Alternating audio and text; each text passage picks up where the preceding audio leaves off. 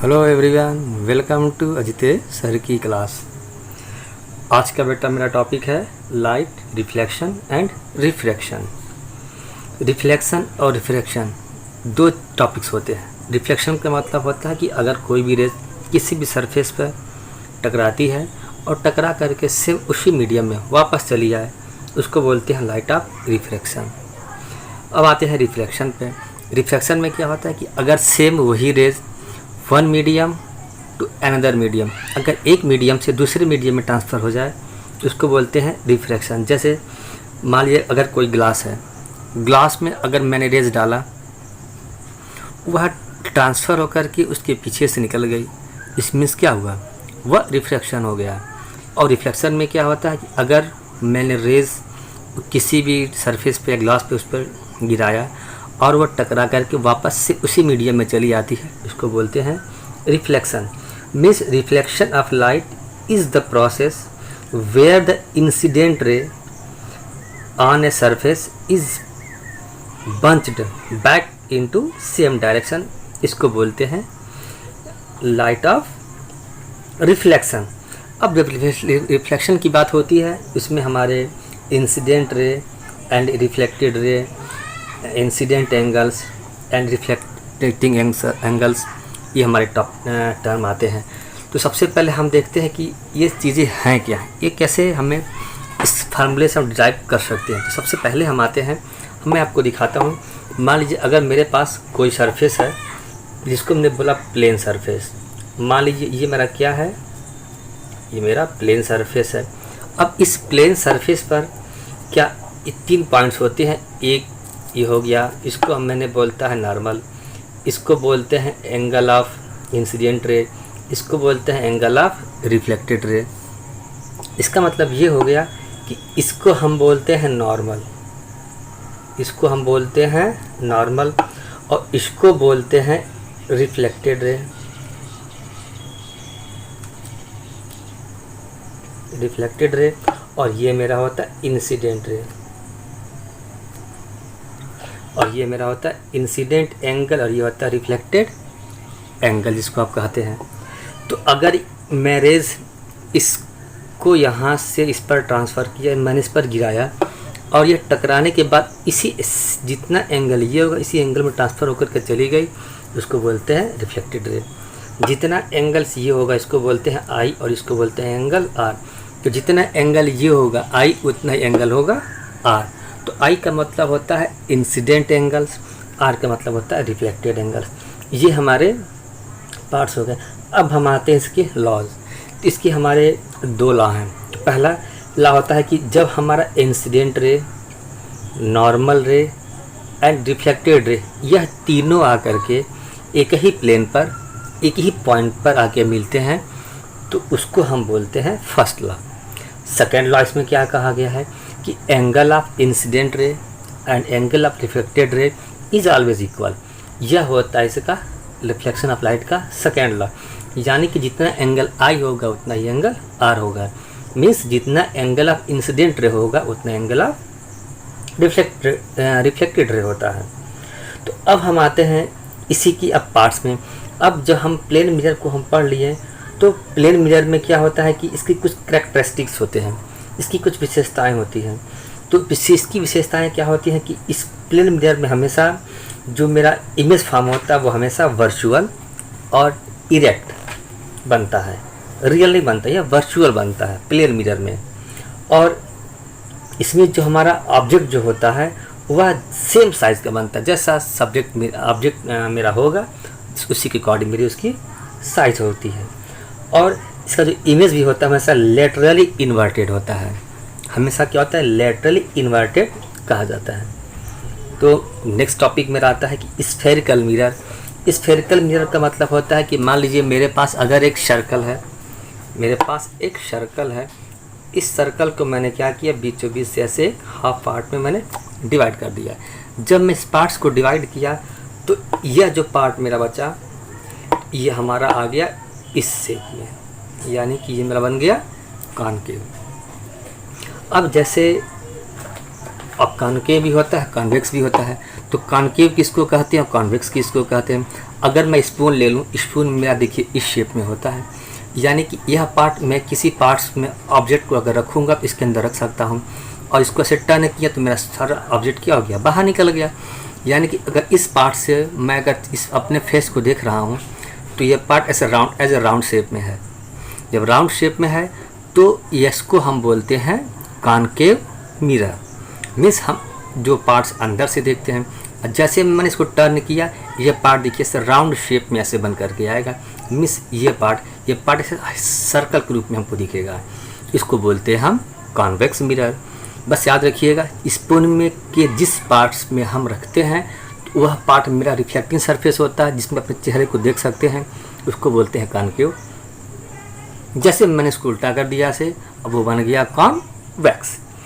तो अब कॉनकेव और कॉन्वेक्स आ गया, तो कॉनकेव और कॉन्वेक्स में उसकी भी कुछ हमारे पार्ट्स होते हैं। जैसे जब मैंने जिस सर्कल को काटा था तो इसमें ये सेंटर, जिसको हम ओ मानते हैं, तो हम बोलते हैं इसको हम स्फेरिकल मिरर के अकॉर्डिंग जब आएंगे तो ये हमारा बन जाता है सेंटर ऑफ कर्वेचर।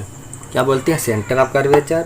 और ये हमारा हो जाता है जिसको हम बोलते हैं पोल, ठीक। और यहाँ पर जो बीचों बीच में मेरा बनता है इसको बोलते हैं हम फोकस, यानी कि centre of curvature, focus and pole. ये तीन चीज़ें हमारे पास हो गई। तो अब हम उसके प्रिंसिपल पर आते हैं। तो प्रिंसिपल का मतलब आता है कि जैसे हमारे जो प्रिंसिपल एक्सिस, यह जो पार्ट्स हमारा जो मैंने ड्रॉ किया गया इसको हम बोलते हैं प्रिंसिपल एक्सिस, ठीक। तो आप उसके पार्ट्स को देख सकते हैं। मेरा जो मेन मकसद है इसको बताने का होता है कि इसमें साइन कन्वेंशन, जैसे हम जब न्यूमेरिकल्स को सॉल्व करते हैं तो हम उसकी साइन कन्वेंशन को समझ करके हम न्यूमेरिकल को सॉल्व नहीं कर पाते हैं। तो सबसे पहले हम क्या करेंगे, ऐसे ही हम इसको 4 पार्ट में क्या करेंगे, ऐसे डिवाइड कर लेंगे। डिवाइड हो गया। अब हम कॉनकेव मिरर लें चाहे कॉन्वेक्स मिरर लें, जो भी लें, तो हमेशा हमको उसको इस शेप के इस बीचों बीच में क्या करना है, इसको ऐसे पुट करके रखना है ताकि ये मेरा क्या इस लेफ्ट साइड में हो जाए और राइट साइड में होगा। तो पहले हम आते हैं कॉनकेव मिरर। जब कॉनकेव मिरर मैंने इसको ऐसे बनाया तो अब इसका रिफ्लेक्टिंग सरफेस कहाँ हो गया, देखिए अंदर की तरफ, ठीक। तो हम उसको इस साइड में कर लेंगे। और हमेशा याद रखिएगा, जब भी हम रिफ्लेक्टिंग सरफेस रखेंगे तो हमेशा इसी साइड में, लेफ्ट साइड में रखेंगे, और जो पॉलिश की पार्ट होती है उसको रखेंगे हम राइट साइड में। यानी कि अगर देखा जाए, इसको हम बोलते हैं एक्स एक्सिस, इसको बोलते हैं वाई एक्सिस, इसको बोलते हैं एक्स डैश, और इसको हम बोलते हैं वाई डैश। तो अब जब आप ऑब्जेक्ट रखेंगे तो ऑब्जेक्ट हमेशा आपको लेफ्ट साइड यानी कि इस साइड में मुझे रखना है, और ऑब्जेक्ट को हमेशा क्या रखेंगे, ऐसे खड़े होकर के रखेंगे। अगर ये ए हो गया और इसको क्या मान लिया बी, यानी कि ऑब्जेक्ट की हाइट मेरी हो गई ए बी। अगर इस ऑब्जेक्ट का इमेज इसी साइड में बन रहा है तो इमेज हमेशा मेरा क्या बनता है, रियल। याद रखिएगा, अगर इमेज मेरा हमेशा लेफ्ट साइड में बन रहा है तो वो हमेशा बनेगा रियल, और अगर मेरा इमेज राइट साइड में ट्रांसफ़र हो गया तो वो हमारा इमेज बनेगा वर्चुअल। मैंने क्या बताया था, रिफ्लेक्टिंग सरफेस का जिस साइड में रिफ्लेक्ट जाती है उसी साइड में वो इमेज का फॉर्मेशन होता है। अब याद रखिएगा, यह साइड हमेशा होती है पॉजिटिव, यानी इसको पॉजिटिव लेके चलेंगे। ऊपर वाली साइड भी हमेशा क्या होती है, पॉजिटिव, और नीचे इस लेफ्ट वाली साइड मेरी होती है निगेटिव, और डाउन वाली साइड भी क्या होती है, निगेटिव। अब देखिए, जब मैं रखा हूँ तो सबसे पहले आप याद रखिएगा, बिना ऑब्जेक्ट के इमेज का कोई फॉर्मेशन नहीं हो सकता है। लेकिन मैंने आपके सामने कुछ नहीं रखा हुआ है, उसका इमेज दिखने बन रहा है कि जैसे मैंने देखिए इस पेन को लेकर के आया, देखिए अब इस पेन का इमेज देखिए यहाँ पर फॉर्मेशन हुआ ना, यानी कि जब तक ऑब्जेक्ट नहीं होगा इसका इमेज का फॉर्मेशन नहीं बन सकता है। देखिए मैंने ऑब्जेक्ट को हटाया, इमेज का फॉर्मेशन हुआ, नो एंड नेवर, यानी कि without object we can not form image, यानी कि बिना ऑब्जेक्ट के हम इमेज का फॉर्मेशन नहीं कर सकते हैं। देखिए मैंने पेन रखा, ये पेन हो गई, ऑब्जेक्ट हो गया, इसका हो गया ये इमेज, यानी कि बिना ऑब्जेक्ट की इमेज का फॉर्मेशन नहीं हो सकता है। ऐसे जो हम इंग्लिश अल्फ़ाबेटिकल में पढ़ेंगे तो पहले ए बी सी डी आता है, तो सबसे पहले मेरा आएगा यू, यू के बाद आता है वी, यानी कि जो हम यू से डिनोट करेंगे यह हमारा हो जाएगा डिस्टेंस ऑफ ऑब्जेक्ट, यानी कि ऑब्जेक्ट का डिस्टेंस डिनोट करेंगे। उसके बाद मेरा आता है वी, वी मेरा हो जाएगा इमेज ऑफ ऑब्जेक्ट, यानी कि u हमारा डिनोट करता है डिस्टेंस ऑफ ऑब्जेक्ट और v डिनोट करेगा इमेज ऑफ ऑब्जेक्ट, यानी कि u हो गया ऑब्जेक्ट के डिस्टेंस। जैसे मैंने यहाँ पर ऑब्जेक्ट रखा हुआ है तो ये मेरा हो गया ऑब्जेक्ट, यानी कि यहाँ से इसका ये क्या हो जाएगा डिस्टेंस, जिसको मैं यूज़ करूँगा u से। अब मान लीजिए अगर इसका इमेज का फॉर्मेशन होता है तो इमेज का फॉर्मेशन हमेशा देखिए, जब मैं ऑब्जेक्ट ऊपर रखा हूँ देखिए इसका इमेज कहाँ बन रहा है, नीचे, यानी कि अगर ऑब्जेक्ट यहाँ है तो इसका इमेज नीचे कहीं भी बन सकता है। इसका मीन्स ये हो गया कि यह हमारा हो जाएगा इमेज ऑफ डिस्टेंस, यानी इसको बोलेंगे हम v, यानी कि u का साइन और v का साइन हमेशा क्या हो जाएगा निगेटिव, याद रखिएगा। यानी कि कॉनकेव मिरर में u का साइन भी नेगेटिव, v का साइन भी नेगेटिव, और मैंने अभी अभी बताया है कि फोकल लेंथ इसका इधर ही होता है तो फोकस की वैल्यू भी क्या हो जाएगी नेगेटिव, यानी कि ये तीनों के तीनों साइन मेरे क्या हो जाएंगे नेगेटिव। ठीक, अब आते हैं इमेज पे। इमेज अगर मेरा नीचे बन रहा है, अभी मैंने बताया है कि नीचे वाले साइन को क्या लेते हैं नेगेटिव, यानी कि इमेज अगर हमारा नेगेटिव में आ रहा है तो मेरा है रियल, और अगर ऑब्जेक्ट हमारा स्ट्रेट ऊपर की तरफ ही बन गया तो हो गया पॉजिटिव, तो वो हमारा वर्चुअल इमेज माना जाएगा। क्या माना जाएगा वर्चुअल इमेज, यानी कि हाइट ऑफ ऑब्जेक्ट अगर नेगेटिव आता है तो ये मेरा रियल, अगर हाइट ऑफ ऑब्जेक्ट मेरा इमेज अगर आता है पॉजिटिव तो ये मेरा हो गया वर्चुअल। अब देखिए इसके हम केसेस पर आते हैं। यह मेरा टोटल था साइन कन्वेंशन। क्या था साइन कन्वेंशन, जिसको हम कहते हैं साइन कन्वेंशन मीन्स इधर की तरफ अगर आता है तो पॉजिटिव, लेफ्ट गया तो नेगेटिव, अप गया तो पॉजिटिव और नीचे डाउन आ गया तो नेगेटिव। ठीक, और दूसरा कॉनकेव मिरर में मैंने बताया है कि हमेशा ये तीनों वैल्यू क्या होती है नेगेटिव। ये हमारा मेन जब न्यूमेरिकल को सॉल्व करेंगे तो मेरा यूज आएगा। अब हम नेक्स्ट पर आते हैं। इमेज को बनाने से पहले मुझे कुछ उसके लॉज मालूम होने चाहिए। लॉज का मतलब कि इमेज को हम कैसे फॉर्म करते हैं, कैसे मेरा इमेज बनता है। तो मेरा जो इमेज बनाने से पहले मेरा जो फर्स्ट लॉ होता है, तो देखिए कैसे, अगर मैंने क्या ले लिया ये कॉनकेव मिरर, ये मेरा हो गया कॉनकेव मिरर। जब कॉनकेव मिरर हो गया तो मैंने बताया था यहाँ पर होता है पोल, यहाँ पर होता है फोकस और यहाँ पर होता है सेंटर ऑफ कर्वेचर। यह तीनों डिस्टेंस आपस इक्वल होने चाहिए। तो देखिए, तो पहला मेरा प्रिंसिपल बोलता है कि अगर मेरा कोई भी ऑब्जेक्ट अगर इस प्रिंसिपल एक्सिस के पैरेलल मैंने क्या किया रेज को ड्रॉ किया, पहला मेरा लॉ यही है कि अगर हम प्रिंसिपल एक्सिस के पैरेलल कोई भी रेज मिरर पे डालते हैं तो यह मिरर पे टकराती है और टकराने के बाद ये क्या होती है सीधा फोकस से होते हुए गुजर जाती है। ठीक, यह देखिए चली गई। यह रेज आपको बनाना बहुत ज़रूरी है। पहला रूल क्या बताया कि जब प्रिंसिपल एक्सिस के पैरेलल में कोई भी रेज अगर जाती है मिरर पे टकराती है और टकराने के बाद क्या होती है फोकस से होते हुए गुजर जाती है। यह मेरा होता है फर्स्ट। अब मेरा आता है सेकेंड रूल। ठीक इसी का में रेसिप्रोकल होता है। रेसिप्रोकल का मतलब क्या हो गया, देखिए ये आपका हो गया पोल, ये हो गया आपका फोकस, ये हो गया सेंटर ऑफ कर्वेचर। अभी आप ले गए थे प्रिंसिपल एक्सिस के पैरेलल तो फोकस से गया, अब हम फोकस से लेकर के जाएंगे। जब रेज मेरा फोकस से होकर के जाती है मिरर पे टकराने के बाद ये रेज वापस फिर पुनः पैरेलल चली जाती है। क्या होती है पैरेलल चली जाती है। इसी का ठीक रेसिप्रोकल हो गया। पैरेलल गया तो फोकस से गया और फोकस से गया तो यह पैरेलल हो गया। अब आते हैं हम इसके थर्ड लॉ पे। थर्ड लॉ देखिए क्या बोलता है, तो थर्ड लॉ में इससे थोड़ा सा डिफरेंस है। अब क्या डिफरेंस है ये देखिए, तो डिफरेंस का मतलब इसका होता है कि अगर मेरा कोई भी ऑब्जेक्ट, ये हो गया P, ये हो गया फोकस, ये हो गया सेंटर ऑफ कर्वेचर, अगर हमारा कोई भी रेज सेंटर ऑफ कर्वेचर से होकर के जाती है, ये देखिए सेंटर ऑफ कर्वेचर से होकर के गई, किस पर गई मिरर पे गई, टकरा गई और टकराने के बाद ये सीधा वापस इसी मीडियम में चली जाती है।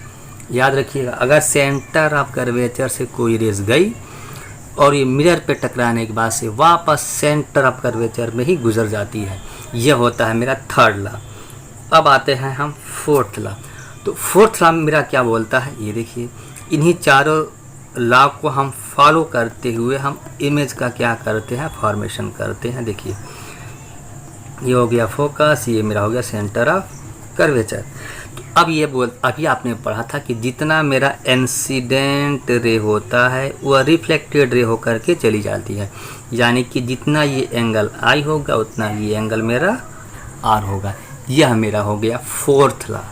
क्या हो गया, फोर्थ, यानी कि इन्हीं चारों लॉ को हम फॉलो करते हुए किसी भी इमेज का क्या करते हैं, फॉर्मेशन करते हैं। ठीक, अब हम आते हैं इमेज के फॉर्मेशन पर। देखिए हम इमेज को कैसे बनाते हैं। ठीक, देखिए सबसे पहले हम आते हैं फर्स्ट कंडीशन क्या होता है कि मान लीजिए कि यह हमारा क्या है, ये हमारा कॉनकेव मिरर है। कॉनकेव मिरर में ये हमारा हो गया पोल, ये हो गया फोकस और ये हो गया सेंटर ऑफ कर्वेचर। तो सबसे पहले हमारा हम स्टेप बाय चलते हैं। तो सबसे स्टेप बाय ये होता है कि सबसे पहले हम ऑब्जेक्ट को रखते हैं इन्फिनिटी पर। इन्फिनिटी पर है तो हमें ऑब्जेक्ट तो दिखेगा नहीं, तो उसके लिए हम क्या करते हैं, हम नॉर्मली लेकर के आते हैं और फिगर को ड्रॉ करते चलते हैं। तो देखिए अगर हाँ अभी मैं आपसे बताया था कि अगर हमारी कोई भी रेज क्या होती है, अगर आती है ऑब्जेक्ट पर, देखिए पैरेलल होकर के गई, मैंने बताया था फर्स्ट लॉ, अगर ये पैरेलल होकर के जाती है तो क्या होती है, फोकस से होते हुए ये गुजर जाती है। ठीक, और इन्फिनाइट पर मेरी ऑब्जेक्ट है सेम। फिर इसकी भी रेज देखिए मैंने क्या हुआ, मान के चलिए यह पैरेलल गई, ये भी फोकस से होके क्या होगा, देखिए गुजर गई, यानी कि यह मेरा हो गया फर्स्ट केस। और जब फर्स्ट केस में बना तो याद रखिएगा यह कहाँ पर कट रहा है, दोनों रेज फोकस पर कट रहे हैं। इसका मतलब यह जो मेरा जो इमेज बन रहा है कहाँ बन रहा है, एट फोकस, फोकस पे बन रहा है, रियल बन रहा है, इन्वर्टेड बन रहा है, और यह मच स्मॉलर देन साइज, जितना बड़ा मेरा ऑब्जेक्ट उससे कहीं छोटा यहाँ पर क्या इसका इमेज का फॉर्मेशन हो रहा है। तो यह ऑब्जेक्ट कहाँ मैंने रखा था, यह ऑब्जेक्ट पहले मैंने इन्फिनिटी पर रखा था।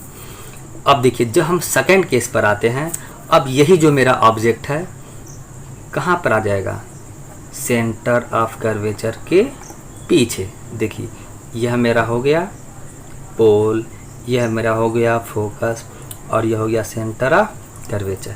यानी कि अब हम ऑब्जेक्ट को कहाँ रखे हैं, देखिए सेंटर ऑफ कर्वेचर के पीछे। इसका मतलब इन्फिनिटी और सेंटर ऑफ कर्वेचर के बीच में आ गए। यानी कि हम लेफ्ट से इधर की तरफ बढ़ेंगे तो इमेज मेरा राइट की तरफ ऐसे भगता हुआ जाएगा। अब देखिए कैसे, फर्स्ट लॉ क्या मैंने बताया था कि फर्स्ट लॉ था कि किसी रेज को हम क्या करते हैं, जब पैरेलल ड्रॉ करते हैं तो ये फोकस से होकर के क्या होती है, गुजर जाती है। देखिए रेज गई, ये फोकस से होकर के निकल गई। फिर मैंने क्या बताया था, अगर फिर रेज फोकस से होकर के जाती है तो ये क्या होती है, पैरेलल, देखिए गुजर गई। अब ये दोनों रेज कहाँ कटे, यहाँ पर देखिए कट गए। यानी कि अब यह देखिए क्या हुआ, इमेज ऑब्जेक्ट ऊपर था, इमेज नीचे हो गया। और यहाँ देखिए फोकस पे कटा था, फोकस के बाद जस्ट मीन्स ये हाफ स्टेप आगे की ओर बढ़ेंगे। यानी कि अब यहाँ पर जो मेरा इमेज बना, देखिए कैसा बना, ऑब्जेक्ट का उल्टा है, हमेशा उल्टा बनेगा। यानी कि अब इमेज कहाँ बना, सेंटर ऑफ कर्वेचर और फोकस के बीच में, रियल एंड इन्वर्टेड हुआ। यहाँ पर मच स्मॉलर था, अब यहाँ पर हो जाएगा स्मॉलर, यहाँ पर हम क्या बोलेंगे, स्मॉलर। अब आते हैं हम थर्ड रूल पे। थर्ड रूल में इमेज का फॉर्मेशन देखिए मेरा कैसे होगा, ऑब्जेक्ट को मैंने बना दिया, ठीक, ये मेरा बना।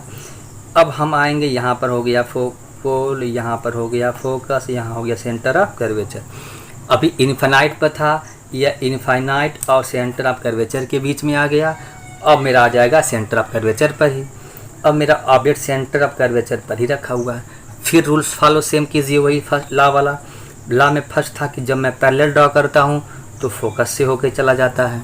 सेकंड क्या था, जब ये फोकस से होके जाता है तो यह पैरेलल चला जाता है। अब देखिए ये कहाँ कटा, ठीक सेंटर ऑफ कर्वेचर पर ही कटा, ठीक उसके नीचे कटा, लाइन कट गई। इमेज कैसा बना, जितना बड़ा ऑब्जेक्ट है तो same size of the object, real and inverted and H C. 3 points हमारे होते हैं, 3 पॉइंट्स मेरे हो गए।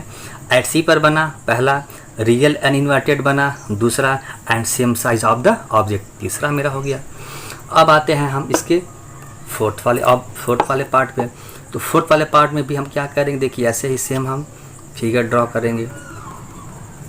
बस याद रखिएगा कि हम जो फिगर बना रहे हैं उसमें हमेशा मेरा हाफ स्टेप हमको आगे बढ़ते हुए चलना है। ऑब्जेक्ट मेरा लेफ़्ट टू राइट जा रहा है तो इमेज मेरा राइट टू लेफ्ट जाएगा। अभी तक हमारा कहाँ था, इन्फिनिटिव के बाद सेंटर ऑफ कर्वेचर के बीच में, अब आ गया सेंटर। अब सेंटर के बाद क्या हमें आ जाएगा, एफ और सी के बीच में। तो ये मेरा हो गया ऑब्जेक्ट। देखिए ऑब्जेक्ट मेरा आ गया। तो ऑब्जेक्ट मैंने क्या बताया था कि पहला मेरा क्या था कि जब हम पैरेलल ड्रॉ करते हैं तो फोकस से हो करके देखिए मेरा चला जाता है, चला गया। दूसरा मैंने क्या बताया था, जब फोकस से हो करके जाता है तो क्या होता है, ये पैरेलल चला जाता है, देखिए चला गया। अब देखिए ये कहाँ दोनों कटा है, ये दोनों मेरे कटे सेंटर ऑफ कर्वेचर के पीछे। यानी कि अब देखिए कब मैंने क्या बताया, इमेज पहले देखिए एफ पे था, जबकि बाद सी दोनों के बीच में आया, फिर सी पर आया, फिर वापस सी के पीछे देखिए गया। यानी कि जैसे जैसे मेरा ऑब्जेक्ट आगे की तरफ बढ़ रहा है इमेज मेरा इधर की तरफ जा रहा है। अब यहाँ देखिए मेरा इमेज कैसा बना, रियल है क्योंकि उल्टा है, पहला रियल एंड इन्वर्टेड, दूसरा बिहाइंड द सी, और तीसरा लार्जर देन द ऑब्जेक्ट। यानी कि ऑब्जेक्ट से क्या ये बड़ा है, इसके हाइट क्या हो गया, ऑब्जेक्ट से ये बड़ा है। ठीक, अब हम आते हैं इसके पाँचवें पॉइंट पर। पाँचवें पॉइंट में देखिए अब हम मेरा इमेज कहाँ ऑब्जेक्ट को कहाँ रखेंगे हम, अब देखिए फोकस पे रखेंगे। ये मेरा हो जाएगा पोल, ये मेरा हो गया फोकस, ये हो गया सेंटर ऑफ कर्वेचर। अब हम फोकस पर ही रख दिए हैं। ठीक, अब देखिए फोकस से जब रखे हैं तो पैरेलल तो लाइन मेरी ड्रॉ गई और फोकस से होकर के चली गई। लेकिन अब बताइए अब फोकस से दूसरी लाइन ड्रॉ कर पाएंगे, दूसरी लाइन आप नहीं ड्रॉ पाएंगे। तो अब इसीलिए हम जो थर्ड लॉ जो यूज किए थे उसको हम फॉलो करते हैं। तो वो कैसे फॉलो किया गया था, वो ये फॉलो किया गया था कि जब हमारी कोई रे सेंटर ऑफ कर्वेचर से जाती है तो वापस उसी में गुजर जाती है। देखिए कैसे, यह मेरा अब सेंटर ऑफ कर्वेचर से गई, ऑब्जेक्ट पर देखिए टकराई, यानी कि यह ऐसे मिरर पर गई, वापस क्या रिफ्लेक्ट होकर के देखिए चली गई। अब ये आपस में देखिए दोनों क्या हो गए, पैरेलल हो गए। जब पैरेलल हो गए तो कहीं कटेंगे ही नहीं, जब नहीं कटेंगे इसका मतलब क्या हो गया, मेरा इमेज इन्फिनिटी ऊपर चला गया, इन्फिनिटी ऊपर चला गया। जब तो भी क्या हो गया, रियल हो गया, इन्वर्टेड हो गया और much larger than the size, यानी जितना बड़ा ऑब्जेक्ट था उससे कहीं बड़ा मेरा बन गया। अब आते हैं हम 6 पॉइंट पे। ये मेरा लास्ट इमेज का फॉर्मेशन है। इसमें इमेज मेरा हमेशा बनता है वर्चुअल, क्योंकि एक ही केस है जो कान के मिरर में जहाँ पर इमेज मेरा हमेशा क्या बनता है, वर्चुअल बनता है, और बाकी सारे केस में रियल बनता है। अब हम एफ पर रखे थे, अब हम एफ के आगे रखेंगे पोल के बीच में। ठीक, अब आप देखिए यहाँ पर आप पहले बताया गया था जब पैरेलल यहाँ से जाते हैं तो फोकस से होकर के चली जाती है, तो फोकस से तो मान लीजिए गुजार देंगे। लेकिन फिस्ट आप फिर उसी में थर्ड लॉ को फॉलो कीजिए। अब थर्ड लॉ को कैसे फॉलो करेंगे, देखिए तो सेंटर ऑफ कर्वेचर से जाता है तो ये हमारा ऑब्जेक्ट मेरा है, जिसको हम थोड़ा सा मान लीजिए बड़ा करें ताकि मेरा इस पर टकरा के चला जाए। देखिए यह हमारा फोकस से गया और वापस टकरा करके चला गया, ये हमारी रेस गई टकरा करके वापस लेके चली गई। दूसरा रूल मैंने आपको क्या बताया था कि अगर हमारा जितना एंगल से ये जाता है उतने एंगल से क्या होता है, रिफ्लेक्ट होकर के चला जाता है। ये मेरा हो गया फोर्थ लॉ। अब देखिए भी कहीं कट रहा है लेकिन आगे तो नहीं कटेगा बट पीछे कटेगा। देखिए कैसे, अगर मैं इसको डॉट करके हम पीछे की ओर बढ़ाते जाएं, ये देखिए यह क्या होगा, किसी एक पॉइंट पर आकर के कहाँ आकर के देखिए कटा और यह एकदम सीधा कटा। अभी आपको मैंने बताया था कि अगर मिरर के पीछे बन रहा है तो वह हमेशा वर्चुअल और मेरा इमेज बनेगा, क्या बनेगा, हमेशा वर्चुअल, याद रखिएगा। ठीक, तो अब देखिए इसमें हमारे जो पांचों केस होते हैं तो मैंने आपको बताया था ये कहाँ चला गया, पहला बिहाइंड द मिरर चला गया और कैसा बन रहा है, वर्चुअल बन रहा है, इरेक्ट बन रहा है। तीन चीज़ें होती हैं कहाँ, behind the mirror first, second virtual and erect ये हो गया, और तीसरा larger than the object, and object से बहुत बड़ा बना। यह टोटल हमारे 6 केसेस होते हैं। अब हम आपको जब नेक्स्ट वीडियो में आएंगे तो इसके सारे के न्यूमेरिकल के साथ आपको आते हैं। तब तक बेटा मिलते हैं। See you, bye bye again, once again.